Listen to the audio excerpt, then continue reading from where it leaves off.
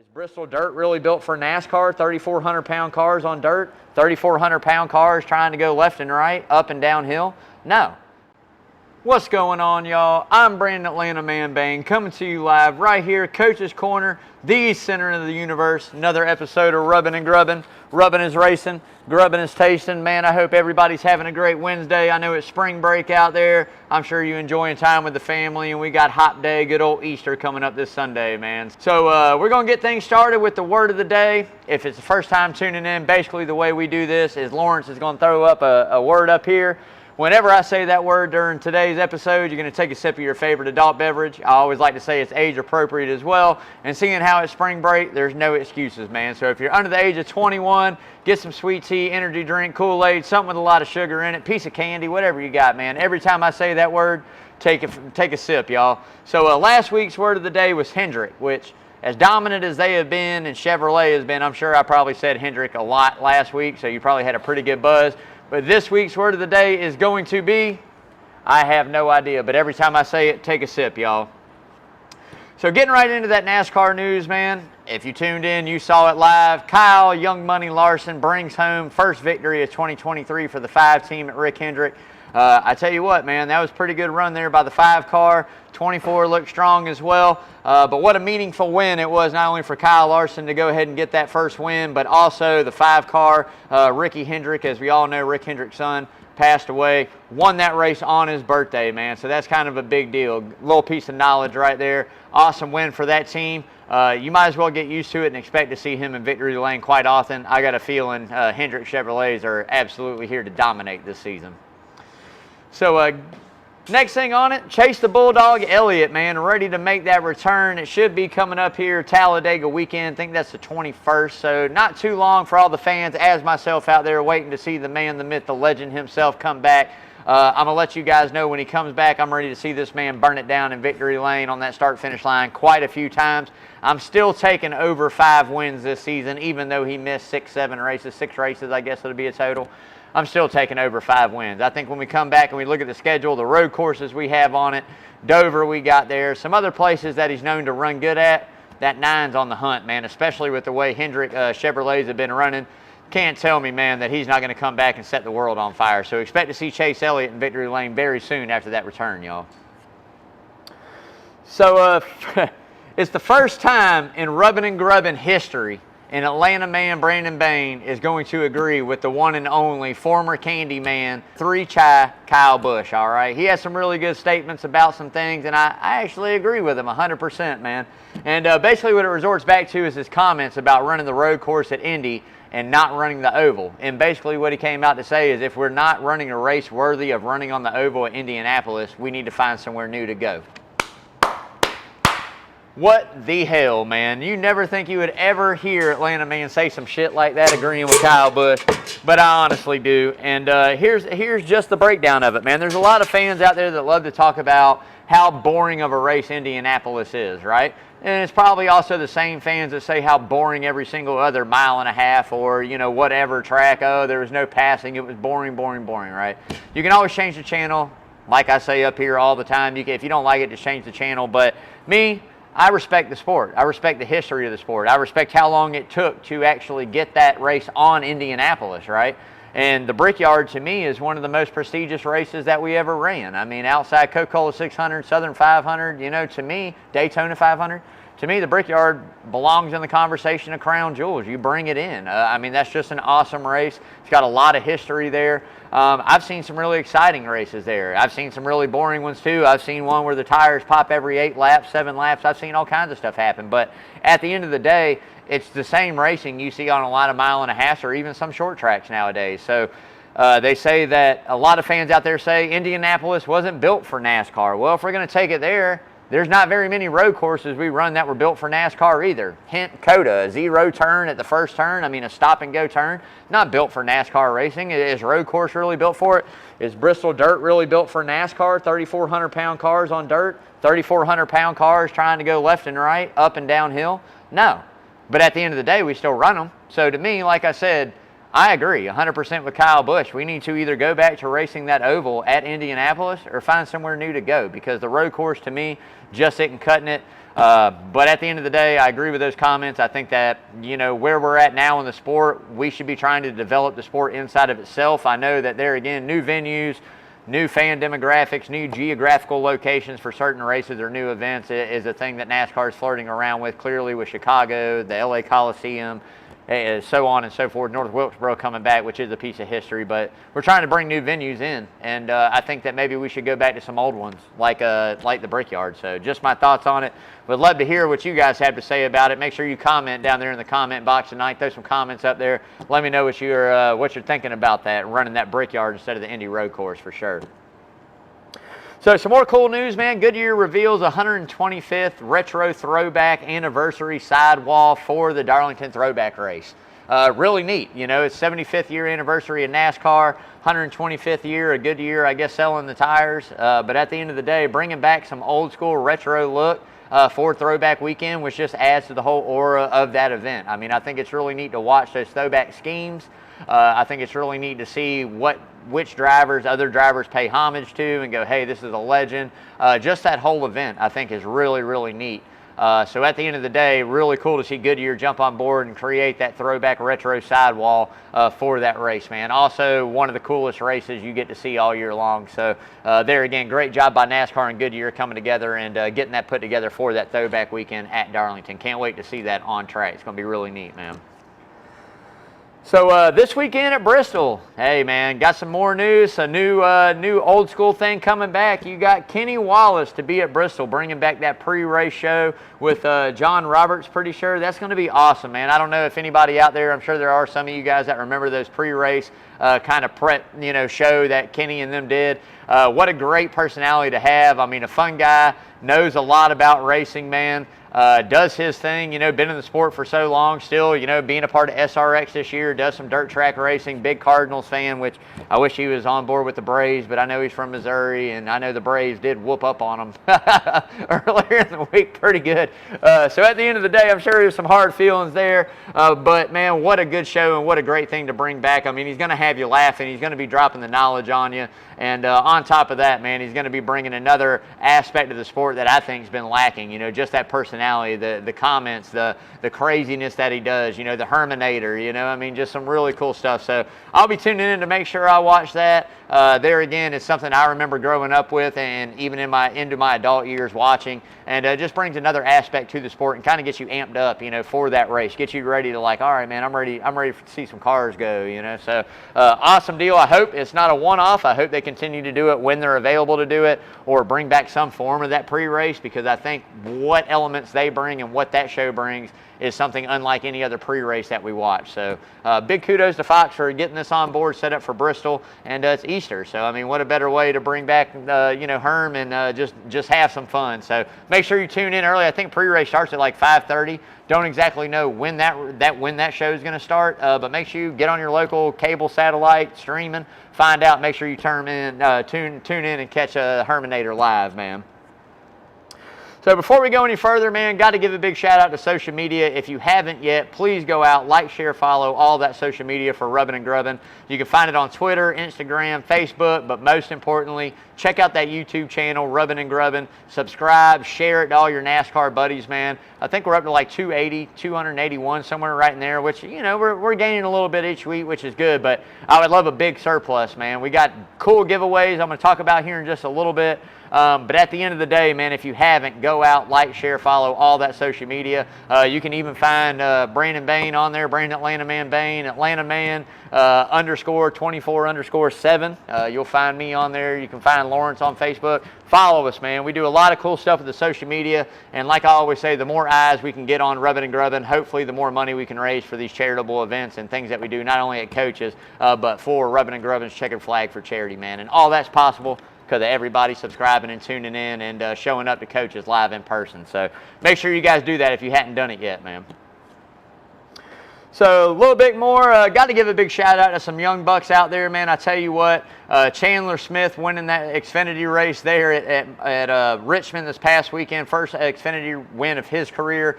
Big step in that career of that young driver. And there again, man, Carson Hocevar. I don't know if anybody watched that finish of that Texas race, but I tell you what, that was a wild one, man. Right place, right time. Yeah, got us a little dough on that one. On the, we like to bet on all aspects of NASCAR, not just Cup. We post our Cup, but we also like to take a little bets on Xfinity and trucks as well. So got a little bit of dough there, which helped. But Carson Hocevar, man, I tell you what, been hunting for that first win for a while. Hey, at the end of the day, did what he had to do. Did not take any slack. Put it where it needed to be. Held his ground. Came home victorious, man. So one comment I will say is burning out in victory lane probably might have not been the best thing to do. There were some folks there. I'm glad the car didn't get away from him, do anything crazy. I know it's a little bit harder to do than that, but hey, at the end of the day, excitement, you can't control it sometimes, especially for your first win in the Big Boy Series, man. So good win there for the truck series for Carson, and like I said, great win for Chandler Smith over there in Xfinity Series as well. So Jonathan Davenport, Superman of Dirt. I don't know if anybody out there keeps up with dirt racing. I do here and there, read some articles, watch a little bit, not as much as I probably should. I've got some family members, my Uncle King and my Uncle Brad, and a lot of those guys out there love that dirt racing. I tell you what, I keep up with it. I don't necessarily watch every one. I watch some of it, but this guy right here is magic on dirt. Getting ready to not only make his Cup Series debut in the Next Gen car here at Bristol, he's also running, I want to say it's the Truck Series or maybe Xfinity Series. Running the Truck Series, man, Craftsman Truck Series as well. So a guy that really knows dirt, getting in behind the wheel of a couple different kinds of vehicles. So this is my outtake on it. It's going to be very interesting. So I think it's kind of like getting a road course ringer to fill in a Cup car in a way, right? I think that dirt will probably come a little bit easier with the knowledge, depending on keeping up with the track, just the knowledge of being behind the wheel and understanding what that dirt surface is doing, what to relay to your crew chief and your crew to make the changes, adjust as that race moves forward. The biggest thing I think he's going to have to get used to is the weight. We all know open wheel cars, whether it's Wing Sprint, Silver Crowns, super late models, anything out there like that is a really light vehicle compared to a Cup Series or a truck. So I think the biggest thing is going to be the handling aspect of just what you do and what changes to make with that heavy car. I think the results are going to be very similar. I wish them the best of luck. Do not get me wrong. I would love to see one of these guys come in and just put a show on and smoke them.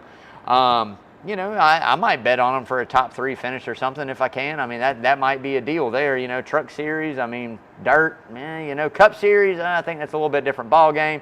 I think the talent's a little bit deeper up there when it comes back to just having that dirt background or racing, especially with the big 5 guys, I like to call them. So at the end of the day, going to be a new event, going to be really neat for them. I think it's going to give them some experience and eye-opening, just like it does a lot of the road course ringers that think that, NASCAR cars are just this thing you get in and drive, and it's easy to drive, which it is not. So we will definitely keep an eye on that, keep you posted. But like I said, Jonathan Davenport, wish you the best of luck, man. Go out there and spank them on that dirt, baby. So Chase Briscoe, also going to run that Truck Series, there again, man, had a shot. Yeah, got him signed on here. Thanks, Chase, for that. Appreciate you, brother, signing the Rubbin' and Grubbin' banner.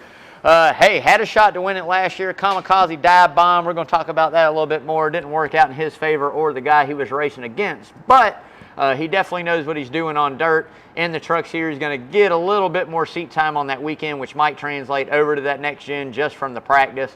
So we're going to see what happens there, but hey, keep a lookout. Another big name driver taking a step back into the Craftsman Truck Series, which I always like to see, and especially it's for a little bit of a smaller underfunded team too, which I like. I've always preached that. I think that guys like Kyle Busch and Joey Logano and William Byron and all these guys that have been in Xfinity and trucks and had a lot of success there and have been in the Cup Series for a certain amount of years, I think if you go back, you should definitely do it for a smaller team, right? You get them exposure, you got a little bit maybe a chance to help them build their program in the right direction just by feedback and things that they might need to do different throughout the whole weekend. I'm not a fan. I'm not a fan of them getting back into the good equipment just because I feel like the experience there definitely goes a long way. I mean, we see it with Kyle Busch in the Truck Series. I mean, you might as well chalk it up as a win almost every time. I know that Zane Smith beat him when we went to COTA, but that was a little bit of bad pit strategy on their part. At the end of the day, if it's on an oval and Rowdy is behind a truck wheel, you might as well chalk that up. Barring a wreck or barring a mechanical failure, he's going to have a shot to win it. So there again, always been a guy that I like to see those guys step back down and help out those small teams for sure. So Ross Chastain, man, into the hot seat yet again. Some more news. It seems like every week we're just talking ish about the watermelon. Well, I'll just say we're talking shit. I need to donate some more money in here anyway. Talking crap about the watermelon, man. I'm touching base on this just a little bit later on the show, so make sure you stay tuned in and catch what I got to say about Ross and some of the antics here from this past weekend and weekends before. So getting into my favorite part of the show, but before we do, I do want to take a break and pause for station identification. I hope everybody's having a great time. I hope all these kids out here watching are having a good spring break. I really hope everybody's enjoying their time. But thanks for tuning in live right here, Coach's Corner Sports Network. Cheers, y'all. So getting into my favorite segment, the checkered flag for charity. Like I say, if you guys know, we always pick out whether it's an organization or a personal friend or family member of somebody here inside that coach's family. We always do something really good for our local community. And this year, another there again, close personal friend of ours and a few other people here at Coach's, Miss Jamie Searhouse Monroe. There again, I've talked about it, lost her husband and her mother all within a very short span of each other. So we're raising money to help out with life expenses and just getting back to somewhat what you can call normality. I don't think there's ever being normal again as far as that goes with the loss, but she's going through it right now. And like I said, we're helping her out. And I tell you what, so far this year, $1,621 has been raised, and that's not too shabby for a little NASCAR show 7 weeks into a year, right? 7 races in. I think the cooler full of joy this past weekend at Freebird concert, $556, man. So that's not too shabby at all either. Thanks to everybody out there that came out, not only to support Coach's Corner here in the Sound Garden and caught that show, but everybody that donated in and got in that raffle for a chance to win that cooler full of joy.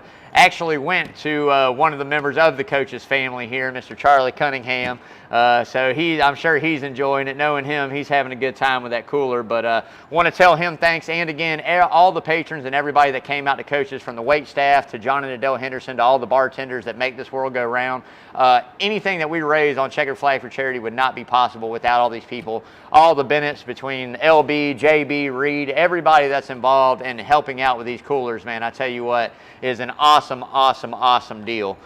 So just make sure you guys keep it coming. Any shows you come up to the Sound Garden, we're going to make sure that we've got those going on. Like I said, if you know how we do it on Checkered Flag for Charity, whatever car number wins, we always donate in. The 5 of Kyle Larson won. 5 is never good enough. Anything under the 20 of Christopher Bell is always going to be a 20. So again, that brings our yearly total up to $1,621. So let's keep it growing. Let's help her out there again. I'm sure if it was one of your family members or a friend, you would want the same thing. So there again, like I say all the time, doesn't matter if it's nickels, pennies, dimes, 10, 20s, 150s, whatever it is you got to give, make sure you throw it in. You get to feel good. It goes to the right people in the right place, and it all stays local right here in the Savannah area, man. Best part about it. So moving into the second favorite part of the show, and it's the Who's Hot and Who's Not, sponsored by Arbor Man Tree Service. But before we get there, I got to give a big shout out to my main man, Parker Eccles, over there, owner, operator at Arbor Man. You're going to see that number scrolling on that screen all night long, taking care of all your tree service needs. Man, I tell you what, boom, sponsorship on the shirt, one of my main sponsors.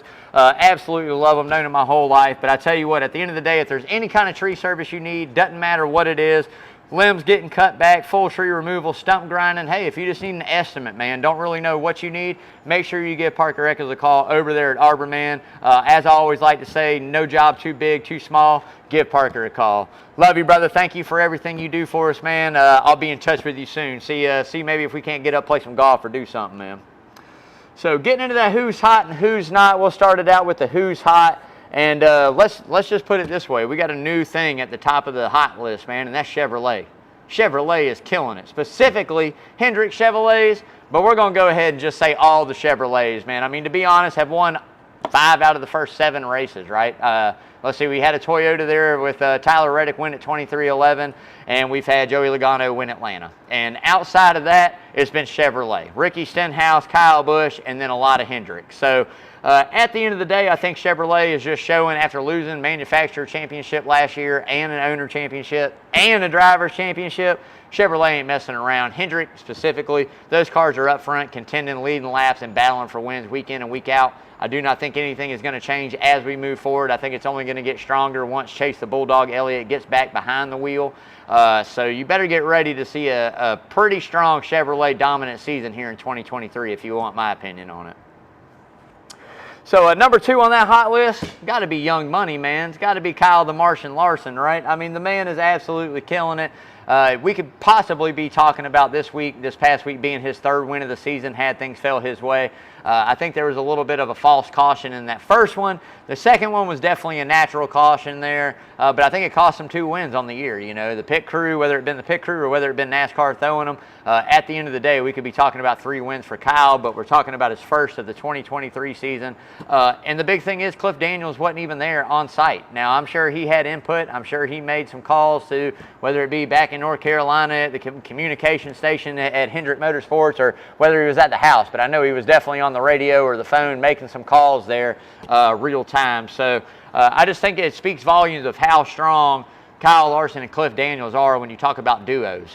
You know, a crew chief and a driver relationship goes a very long way through communication, knowing what that driver needs, knowing when he radios in and what, you know, language he uses and how you relate that into the race car. That pays dividends. So these guys definitely got it figured out. That was a big win there for the 5 and Kyle Larson, getting that off his back and getting locked into pretty much those playoffs.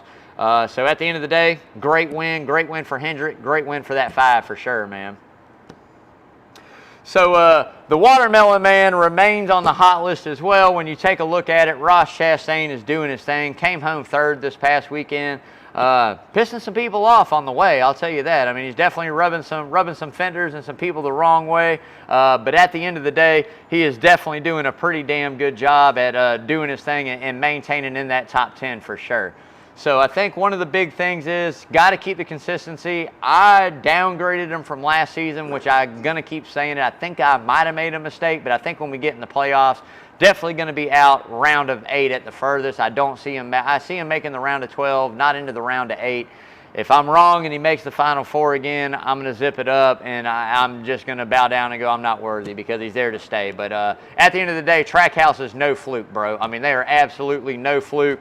I thought last year coming in, a first-year team, to be able to run the way that they ran and do what they were able to do was amazing to me. A lot of those first-year Cup Series teams into that next-gen car really paid some dividends there. But I tell you what, Trackhouse has really got it together in that one camp. We know the win's coming. It's just a matter of when and where. I think some people owe him some payback. I think maybe we got to see a little bit of respect gained back on that racetrack through drivers racing him just as aggressive. But at the end of the day, I got a little bit more to say on that in just a bit. Another segment. Ross Chastain's a hot topic right now, so we'll talk about him a little bit more in a bit. So William the Kid Byron, or as I like to call him, William Big Hat Byron, also on that hot list. Look, man, this dude has just dominated the start of 2023. I think when we talk about a driver, back-to-back wins, leading a lot of laps. Pit crew is absolutely on fire with fast stops. Communication between him and Rudy Fugle is just absolutely insane. I tell you what,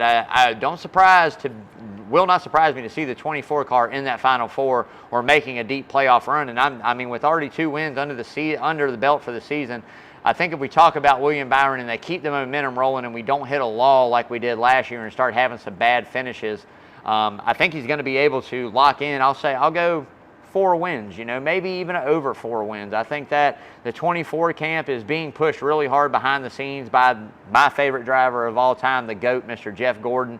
His involvement, I think, with that 24 team is really strong. I think when you talk about a guy that wants to see Hendrick do good, it's Jeff. But I think when you talk about a guy that really wants to see the 24 team do good, no matter who's there, it's Jeff Gordon again. So there again, I think that he's pushing him really hard. I think William is finally really comfortable in his role and got it figured out how to manage the races somewhat.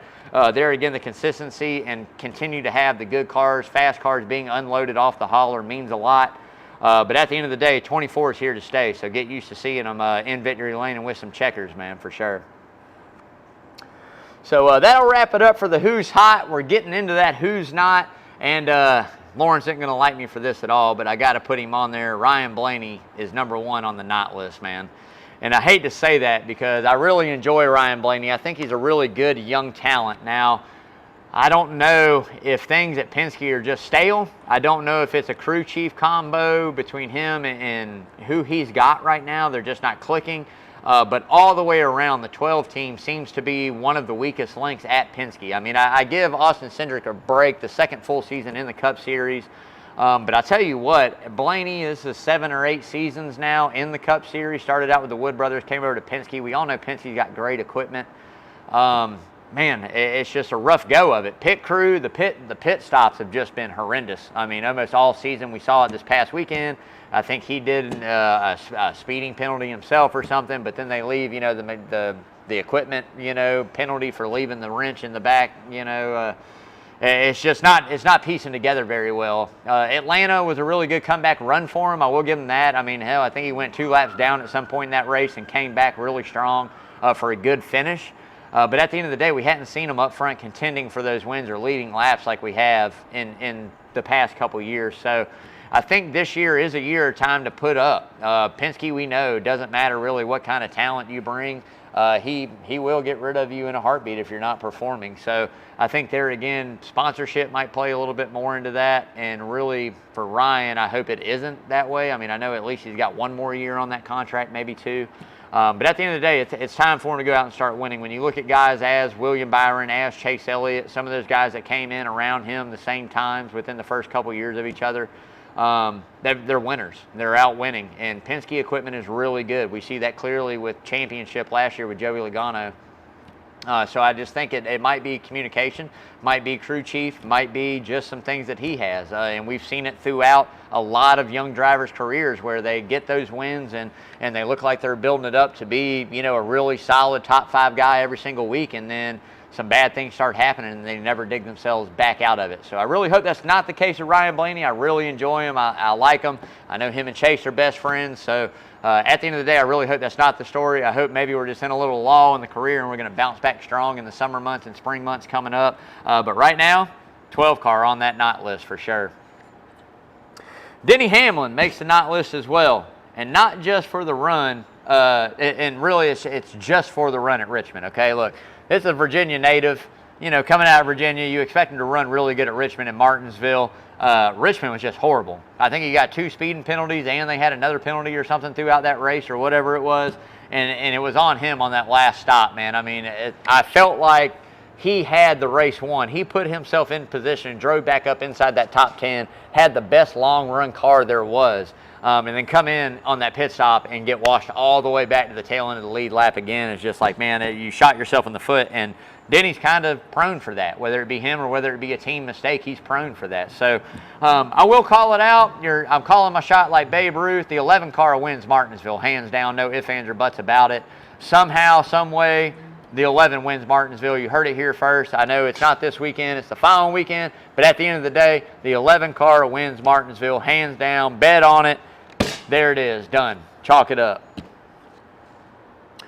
So getting into that Richmond recap, man, as I said earlier, Kyle Larson comes home victorious on Ricky Hendrick's birthday. What a big historical deal. I mean, especially if you are involved and love a Hendrick driver. Like if you know the history of Rick Hendrick and everything the man's been through in the sport, you have nothing but respect for him. And especially for that 5 to end up in victory lane on his birthday, that's going to be one that I think goes down in the record books for sure. And it happens on the 75th anniversary of NASCAR. So we're already talking about a lot of big things happening so far through the 2023 season, the 75th year season for NASCAR. So I hope to continue more. I hope we have some more history made this season.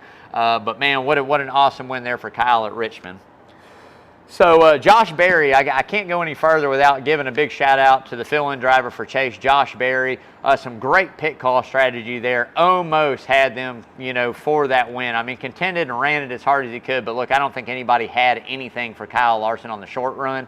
But Josh Berry comes home second, man. What a career day, finishing second in a Cup Series race. Doesn't have that much experience or many races under his belt when you really think about it. Missed the road course at COTA for Jordan Taylor filling in. I think this was his 3rd start or maybe it should be his 3rd, I think, 3rd or 4th start behind the 9. So look, I mean, for a young guy, and we know he's a short track guy. I mean, if you know anything about Josh Berry, he definitely runs really good at short tracks. But you just got to give him some props, man. I mean, it's really hard to get a second place finish, and especially when you don't have the seat time as a lot of other guys do. I mean, we're talking about guys like Bubba Wallace. There's guys out there like Ricky Stenhouse Jr. There's guys out there, you know, that have just raced for 10 years plus now, and every once in a while might get a top 5 or a runner-up. So for him to do it inside the short amount of starts that he had, I think everybody's got to, you know, give him a little pat on the back, and I think it definitely boosts his confidence moving forward. You know, he's got a couple more races before Chase comes back, barring any setbacks, which fingers crossed, nothing goes wrong, and it heals up great. But at the end of the day, I think Josh Berry definitely deserves his shot in Cup. I think there's a lot of guys that do. The problem with the sport is right now there's nowhere for him to go. So at the end of the day, you're running some of the best equipment at Hendrick, if not the best in my eyes. I mean, they are the top dogs. So if you go from having really good runs and really good equipment and get in some lower grade equipment, it's going to be really hard to get these runs. So I think that's something else everybody has to take in. Not jocking Josh's talent by no means, just saying there's a lot of guys inside the sport that if you put them inside the 9 for 4 or 5 weeks, they're going to have some really good runs too. So hopefully it continues. Love to see the 9 doing good. Just love it better when Chase is out there winning races, man. So definitely looked like a battle between the 5 and 24 all day until it wasn't, man. We got down to the nitty-gritty there in the late race. Toyota had the long run covered, but Hendrick Chevrolets definitely had the short run speed. The 5 and 24 seemed to swap it up at some point in time. Both of them led a good amount of laps. There again, like I said, the Toyota Martin Truex Jr. had a good run going. Christopher Bell, there again, one of the best long run cars, and Denny Hamlin for sure had the long run speed. So I think it was really good to see. There again, late restart. Chastain kind of took him 3 wide on the inside. I think Christopher Bell left a little bit too much room. Cut down there. Kind of blamed it on Chastain at the end. When you go back, a little bit later after he had time to review and look at that video, as we all saw, it was really kind of a racing deal. I think both of them, we know Ross is going to be aggressive, and we know Christopher Bell probably didn't expect him to be that aggressive and put himself there in that position, came down a little bit on him, and ends up wiping out William Byron. So, I mean, at the end of the day, Byron was upset with Bell. Bell was upset with Chastain. But I will give Christopher some props, and at least he did own up and say, okay, it probably wasn't Ross's fault, a little bit more on me, racing deal. I do respect that. But, look, at the end of the day, I'm going to say it, man. Guys got to start giving Chastain a little bit of aggression back. He's going to make these aggressive moves on the restarts. Doesn't matter if it's lap 2 or lap 200. He's going to be aggressive. That's just his style of driving. So I think until you race him aggressively back, which might actually cost you some too, but at the end of the day, until you start rubbing fenders and banging him the way he bangs other drivers, you're never going to get the respect. And who knows if he's ever going to change it. But I will tell you this, if he's aggressive and you start putting him into the wall, you start taking him out, and those funds start coming out of Trackhouse Racing week after week, say 3-4 weeks in a row, whether it be Truex, whether it be Hamlin, whether it be Bell, whether it be his teammate Daniel Suarez, you start wrecking some race cars, Marks is going to have some things to say about it. I mean, it's going to hurt you financially. So I think the way you get to Ross Chastain is you race him just as hard, if not harder than what he raced you. You cut him no breaks. You put it there when you're not supposed to. Let him make a mistake. If he doesn't, cool. Make one for him, man. Put it to him. That's all I'm saying. Get that respect. Kyle's talked about it. Denny's talked about it. Time to start getting some respect back on track and in the garage before we just, don't respect anything and everybody just walks out and goes, oh well, it just is what it is. So get that respect, man. Got to give a shout out to Martin Truex Jr. as well. Looked really strong, and it's been a little while since we saw that 19 car up front leading, but man, he looked fast there towards the end of the race. Some bad pit strategy there at the very end cost him a really good finish, and he was not happy about it at all. This is 2 weeks in a row you've seen some guys get into it with the crew chief. The week before, I think, kind of gets swept under the rug a little bit. Rodney Childers and Kevin Harvick been together so long. Those guys are just going to wash it off and chalk it up as a racing deal. Now, Martin Truex Jr. and his newer crew chief has only been together for a few seasons, and I guess the information was not relayed that Martin was on scuffs. I don't know what happened there. I don't know, but he was really pissed. Yeah, he was pissed. He was bitching 100% to that crew chief just about why they made the call they made that late in the race with that track position. At the end of the day, it is what it is. You got to chalk it up. You got to move forward. Kyle Petty there again decided to give his 2 cents, which we know Kyle Petty always does. I haven't agreed with him on the last two things. I really don't agree with this. You know, the beginning of the end is basically what he put on the duo. And I hope he's talking about the crew chief duo, but I think just because you have one mishap and maybe the 19 hasn't run as good as what we're used to since we swapped to the next gen and maybe the season before a little bit.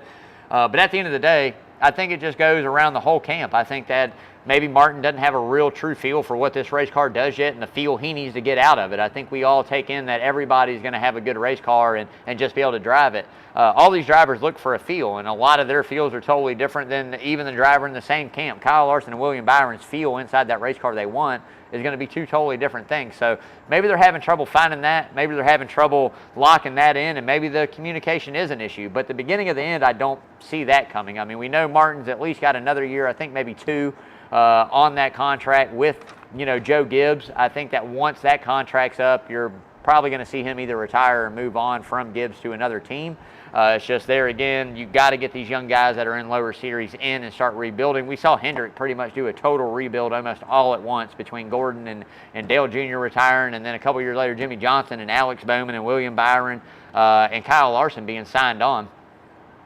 So they're reloaded, revamped, and Hendrick's here to stay, but I think Joe Gibbs has to do the same, and rather sooner than later, because the last thing you want is for Stuart Haas with the 4-car, or Ryan Preece if he doesn't do good, or Eric Almirola if he doesn't do good, to kind of get gone, and next thing you know, Sammy Smith and, you know, Chandler Smith and any of these guys that are down these lower series Xfinity or trucks that have potential are going to fill those seats, and then Joe Gibbs is left holding the bag going, all right, well, what do I do now? Not saying there's not talent outside of them. I think John Hunter Nemechek is always going to be a great pick to move back up to the Cup in really good equipment. But we'll have to see what happens, but I can't agree with Kyle Petty again. That makes 2 this year. I'm going to keep a tally on the Petty, you know, how much I agree with Kyle Petty. That's 0 for 2 that I agree. That's a big 0 so far.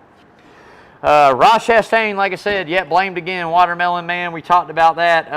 Like I said, got to rough him up. You got to rough him back, man, a little bit. You got to bang him when he doesn't expect it. You know, drive in hard when you're just side by side getting ready to clear him. Drive in, rough him up a little bit, man. You got a composite body on it now. It's not like we're running sheet metal.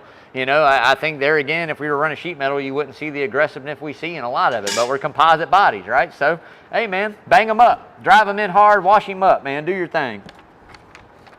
So all in all, like I said, good race. We saw some pit strategy come into play 2 weeks in a row, which I really like. I think that's amazing. Fuel strategy, 2 tires, 4 tires, staying out, coming in. I think that's what makes NASCAR races more interesting than 9 times out of 10 when we have some of the shorter caution races, the stage cautions at some places just kind of predict everything other than stage 3. Thank you, brother. Everything other than stage 3. But at the end of the day, hey, good race. I thought the new aero package, the first real test, performed pretty well. We saw some 3 wide. We saw some 2 wide at times. There again, we all know it's going to get stretched out at some point in time during the race. That's just the way NASCAR races work. But at the end of the day, looking good. I like it. Can't wait to see it when we get to Martinsville. I think that's going to be the real true test of what kind of racing we see. I think we're definitely going to see better racing than what we saw the past year and maybe the year before that, especially the next gen car at Martinsville. I think NASCAR's onto something here. I think we might need to make a couple more tweaks with it. But at the end of the day, doing good so far with that new aero package on those short tracks for sure. So getting into it, the Bristol Dirt preview. Well, going to be more of the same at Bristol again this weekend. Still not a fan of it. I think that NASCAR ruined absolutely one of the best races we have on the schedule all year by putting dirt on it. I'm not a fan. These cars are not made to run on dirt, and of all places, Bristol. I think you take away, there again, the last great Coliseum. I think you take it away again on Easter Sunday, a night race. It's just, I think, bad marketing, if you want it honestly, bad marketing and planning on NASCAR's part. I think if anything, this should probably be a Saturday night race on Easter weekend if you're going to do it that way. I know that there again, we all wait for the night race at Bristol, you know, the true concrete or asphalt or whatever you want to call it, you know, race. But at the end of the day, it's just not my deal. So you can expect probably low attendance on Easter Sunday at 7. I think the viewership's probably going to be down a little bit. It's just one of those things that a lot of NASCAR fans don't like it. I'm not a fan of the dirt racing. I think if we're going to do dirt, you've heard me say it a million times, take Texas, do away with it, make a badass bull ring out there in Texas that stays dirt year-round. I mean, dirt racing in Texas is huge. Midgets, Silver Crown, Sprint cars, super late models, truck race, Xfinity race, Cup Series race. Whoever else wants to come out and race on dirt can do it there. I think that's the best bet. But for dirt on Bristol, I'm just not a fan, and I'll never be a fan. I'm going to watch it like I do every race. I don't miss one. I watch them, but I'm just not a fan of it. Kyle Busch, victorious last year, the one and only lone win that the 18 car had last season, and it was a luck-in, if that's what a lot of fans like to consider it. I don't. I think he was in the right place at the right time, and two guys wrecked each other. 45 of Tyler Reddick got kamikaze dive bombed there by Briscoe through 3 and 4, and they couldn't get it straightened up and turned around, and Kyle Busch snuck that victory, man. So we'll see if he can repeat this Sunday. Make sure you tune in. Pre-race 5:30, race is at 7. But there again, we'll see what happens, man. Top 5, and this should be no surprise because it's pretty much 4 of them are the top 5 best dirt racers we have in Cup Series. I mean, let's be honest, right? I'll take number 1, got to be Kyle the Martian Larson. I mean, finished, I think, 5th or 7th in last year's race. We all know he's a freaking killer on dirt. The man is probably one of the best on the planet at any given style of dirt track racing. Hadn't won this one yet. I know this one's checked off on the list, and as good as the 5 and the whole Hendrick Chevrolets have been running, dirt shouldn't change anything. Expect Kyle Larson to be up front contending for that win for sure. Number 2, Tyler Reddick, man. I tell you what, kid's phenomenal on dirt as well. Thought he had it wrapped up last year, ran and led a lot of laps there. So I expect him, especially in that 45, to come back and be strong again this year on that dirt. 3 for me, Christopher Bell. If you ever follow Christopher Bell's career, the man is awesome on dirt as well. I mean, all 3 of these guys have a lot of prestigious dirt wins, especially Christopher Bell and Kyle Larson. And some can argue that Bell even has bigger wins than Larson does at some places. So Christopher Bell in that 20 car, I expect him to have a really good run there on dirt as well. Number 4, the 14 of Chase Briscoe. I mean, come on, like I said, dirt racer again. Hopefully he doesn't dive bomb it. Hopefully we learned something from last year. If he's not out front leading, he doesn't take out a guy that deserves a win. But there again, we'll see what he does. 5 for me, it's got to be Kyle Busch. I think, stepping in and doing a little bit more dirt racing. I think the driver that he is behind the wheel of that 8 car, seeing that 8 car do really good on dirt with Reddick behind it. And he came home with a win, running 3rd at the time when it happened. So at the end of the day, I think that it's just that kind of deal. And I'll take him. I mean, I'll take Kyle Busch. The odds are looking pretty good on him. So I'll put him 5th on the list to maybe be able to contend for another dirt win for sure. Dark horses. Ricky Stenhouse Jr. got a little bit of dirt track background. You got to look out for him. William Byron, he's just that good. He can simulate this race a million times, which I'm sure he has. And obviously it pays off dividends for this young driver, so I'll take the 24. A little bit further back in the pack, I don't know if you go Daniel Suarez or even like a Corey LaJoie, right? Corey LaJoie is like on the opening odds is way back there. So if I can lock him in as the top 3 on the odds that he has right now, I definitely will. We're getting ready to get into all that, but those are some dark horse picks maybe you should keep an eye on depending on how they practice, if we get practice in, and how we qualify, if they get those heat races in for sure. But this is going to be an awesome race, so make sure you tune in. But those would be my picks, man, and my dark horses, so might want to take one of them. I'm sure one of them is going to be victorious out of those 5, I'm telling you.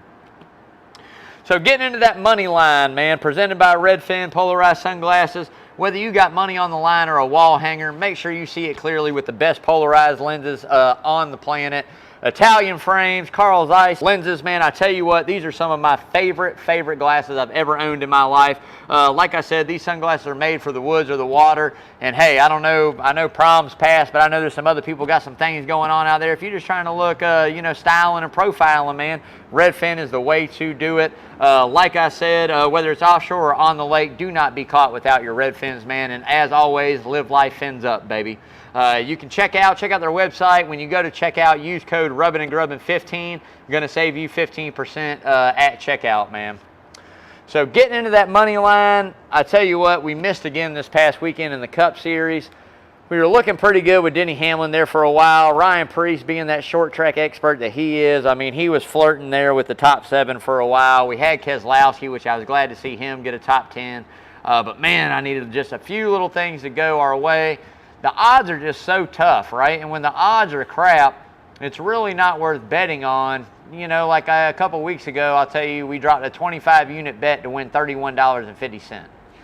I mean, there's really no sense in that, right? I mean, at least it's something. You didn't come home empty-handed, but That's not what we're on the hunt for, man. We're on the hunt for those units, those big hits. So at the end of the day, didn't do too great, but we're still positive 425, and that's mostly due to a little bit of the trucks and Xfinity. I mean, we're both kind of on that. The trucks for sure, I think, has paid out the most this year. We hit a little bit of Xfinity. I took the wrong Smith this past weekend, but maybe we'll get back on it. But like I said, this week, you got to look for those 5 I just mentioned, at least those top 4 for sure. You got to take one of those dirt guys. I know the opening odds for them aren't great. I think Kyle Larson's at plus 550, plus 600 on Reddick, plus 8 maybe on Briscoe, and about the same on Christopher Bell as well. So they're not great, but if you're not going in big, you're betting 100 units or below, or 125 units and below, I think you're doing pretty good there. You got a chance to at least make a little bit of money. So we'll definitely be taking a few of those guys. Again, those opening odds, you look a little bit further back, it's not going to hurt to take some of the guys that we're used to seeing run up front, the Kevin Harvicks, the Joey Logano, who has won this race before. Maybe even Daniel Suarez, Ross Chastain. I mean, some of those guys are, in the 4th hour. I think Harvick was opening at plus 4,000. We just know he didn't race dirt coming in. That wasn't his forte getting into the sport. So you just got to at least kind of take one of those guys to hope maybe a top 3 on one of them if the odds are right. But like I said, I'm looking at Corey LaJoie as a top 3 for sure. I'm looking a little bit deeper in that field, like I said, a Ricky Stenhouse Jr. There again, good odds, maybe a top 3. But as always, make sure you follow that social media, man, because LB throws up exactly what we lock in on Twitter and Facebook every Sunday morning. So you can definitely see what we've got our units bet on and where we're going. You can play along with us or maybe even post yours, man. I'd love to see what you guys got. Let me know if I missed somebody. Let me know if I slept on something you guys caught on to that I didn't. But at the end of the day, like I said, Sunday morning, check out that social media on Twitter and Facebook, Rubbin' and Grubbin'. You're going to see exactly who we lock in, y'all. So getting into the next segment of the show, the hard right turn. But before we do, I got to give a big shout out to another main sponsor of mine, Lamar's Body Shop.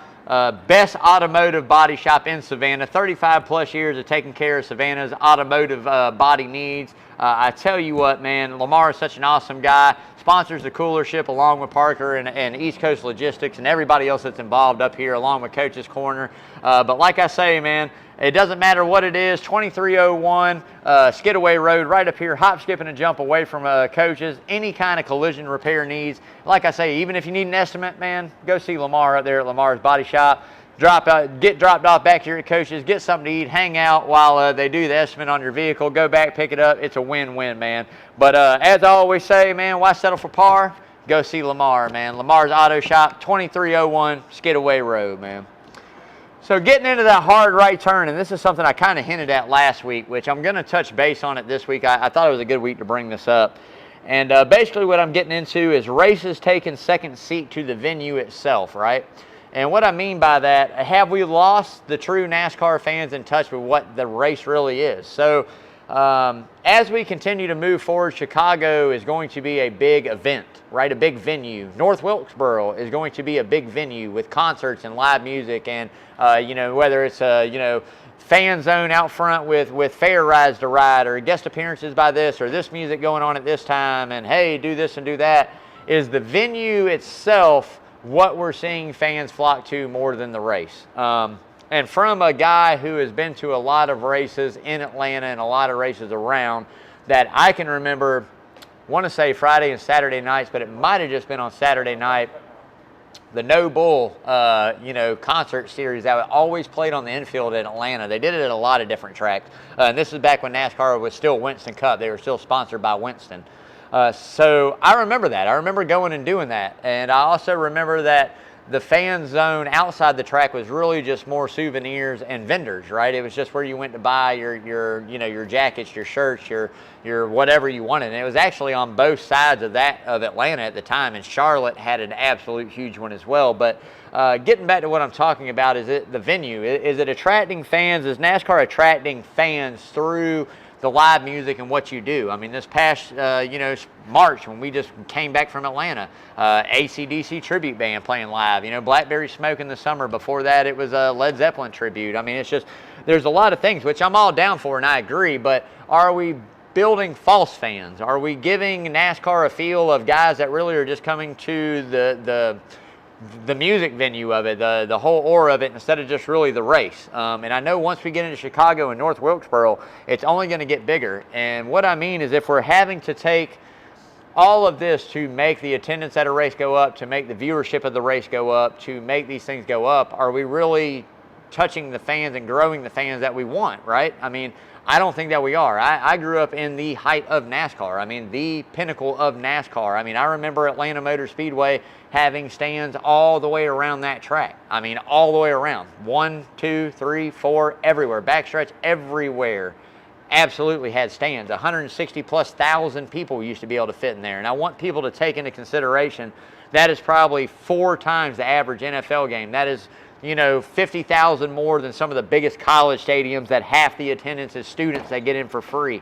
I mean, you were talking about venues that are bigger than a lot of concert, music festivals, man. I mean, just for a race weekend. So when we talk the pinnacle of NASCAR, I don't know if we'll ever get back to that height, but we have to build off of a base of fans that enjoy the racing, not the venue, not the music, the racing. I get it for families and everybody that comes out. You've got to have things to do. I mean, you have to, otherwise you lose touch.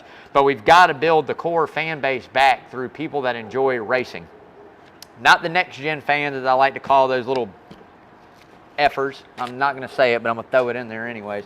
Not the ones that want more road courses and want to see cars ride side by side around the track all the time, but the actual people that enjoy what NASCAR was built on, what it's founded on, its history, respects what NASCAR is, and is always going to watch every single race and grow into every single, go to every single race that they can that's around their hometown or their area. So there again, I'd love to hear your opinion on it. I think that we're trending in somewhat of a right direction to put eyes on the sport, but I think that we also need to focus on those core fans and the values of what NASCAR really is before we make it to where NASCAR races are going to be a week-long thing and you're going to get to see Pitbull's concert out front, or you're going to get to buy a ticket to, whatever, Tedeschi Trucks Band or freaking Kenny Wayne Shepherd or, whoever it may be that comes and we pay for. I mean, I just don't see that, because I feel like if we continue to grow the venue, and this is what it is, and it's all inclusive in one ticket, the cost of the ticket is only going to go up, and that's primarily seen at North Wilkesboro. There again, very small seating, I get it. You got to get the bang for the buck, but for a family of 4 to go to North Wilkesboro, before you buy a hotel or your first hot dog, you're in at $1,000. You're in at $1,000, not counting gas, not counting buying this for your kid, not counting food, not counting hotel room or camping.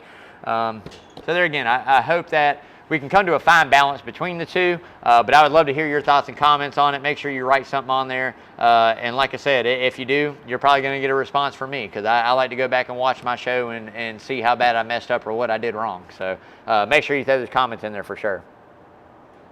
So that's going to wrap it up for the rubbing part. We are on to the grubbing. And man, this is a treat right here. We are going to call this the low down dirty chicken sandwich. You get it, dirty, raced in Bristol Dirt. This thing is a bad club chicken breast sandwich, man. Fried chicken breast. You got the bacon. You got I think we got provolone, maybe pepper. Provolone or Swiss melted on this bad boy. Some tomatoes, lettuce, onions.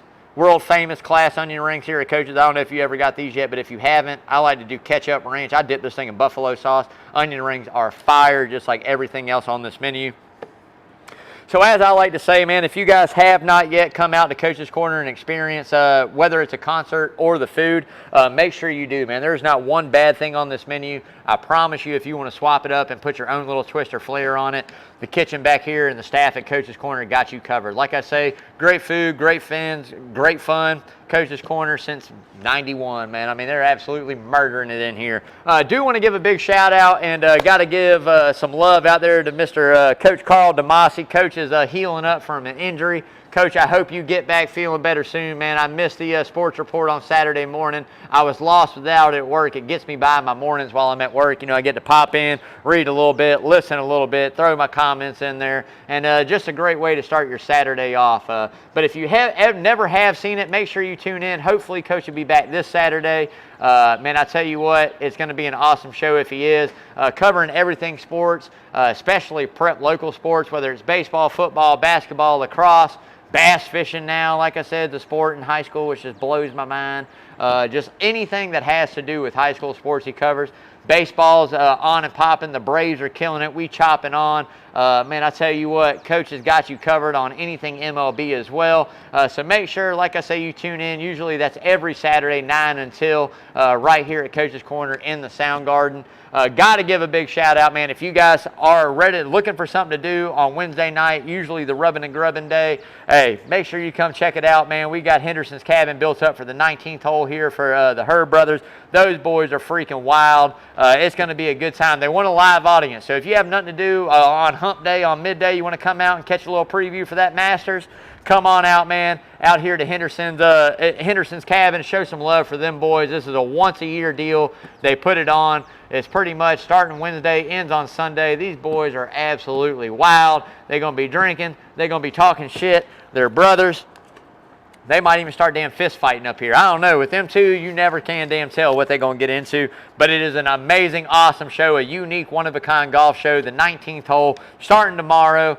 I'll be here. I've got my NASCAR stuff that we normally do on Wednesday night, so I'll be here. I'm going to pop on, make a couple little quick picks. I'm going to give you 3 golfers to watch out for, and they're all going to be golfers that are damn sure one of them is going to do good, because I'm not looking for no deep cuts in golf. I don't know enough about it. I don't keep up with it the way I used to, but I'm coming with some big swingers. I'm coming with some guys that I feel like are going to do better than maybe even some of the guys they pick. So make sure you tune in tomorrow night. I got a couple presents for those boys as well. I always bring them something, you know, for the show. It's kind of a fellowship, a family here. Sean, as you know, would always pop on my show in the Kyle Busch racing outfit. I got a little something. I got a little outfit for them as well. A couple little things to drop off to those boys tomorrow. So like I said, starting what time, Lawrence? Right around 6? 6. Come up in person and check it out, and if you can't, make sure you tune in live on Facebook and show these boys some love, man. Show your support. I think it's all rounding up, raising money for the First Tee of Savannah, which, if anybody knows, it's a youth golf camp and golf thing. It is absolutely huge around here, man. Getting kids involved in the sport from the smallest ages up until teenagers. So make sure you show your love.